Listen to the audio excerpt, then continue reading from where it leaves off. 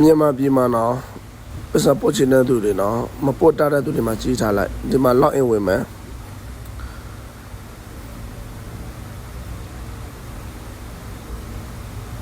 ဒီမှာကဘောဇပ်ဘာနဲ့မှာလည်းပို့လို့ရတယ်လို့ဘန်ကောက်ထဲမှာလည်းပို့လို့ရတယ်လို့နောက်တော့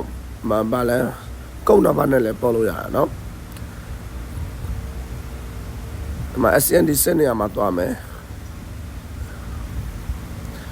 ပြီးတော့ဒါ international transfer ကိုအဲ့ဒီဟာနော်အဲ့ဒါအလဲနိုင်မယ်ပြီးတော့ကိုပို့မဲ့နိုင်ငံကိုရွေးမယ်နော်ဒီမှာဘန်နေတော့ကိုရွေးမဲ့ဘန်နေအများကြီးရှိမြန်မာနိုင်ငံမှာ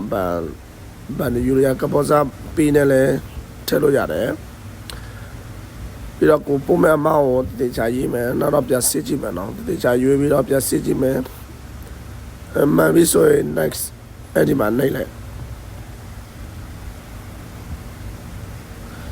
ပြီးတော့ကိုကပို့ရတဲ့အရင်ပို့ရတဲ့ဟာစီတာပြီးတော့ဆိုတော့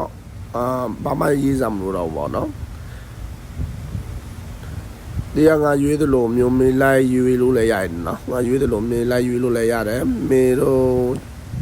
ကြိုက်သလိုလည်းရွေးပါနော်ဒီမှာ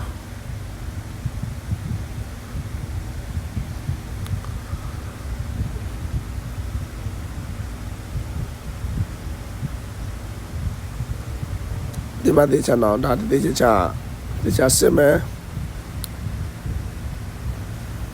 ကုန်းနံပါတ်တွေပေါ်လာမယ်နော်ကုန်းနံပါတ်တွေပေါ်လာလို့ရှိရင်အမှကုန်းနံပါတ်တွေထည့်လိုက်ကုန်းနံပါတ်တွေထည့်ပြီးလို့ရှိရင်တွေ့လားရပါပြီအမှရပါပြီနာ receipt ကို download လုပ်လိုက်ရတယ်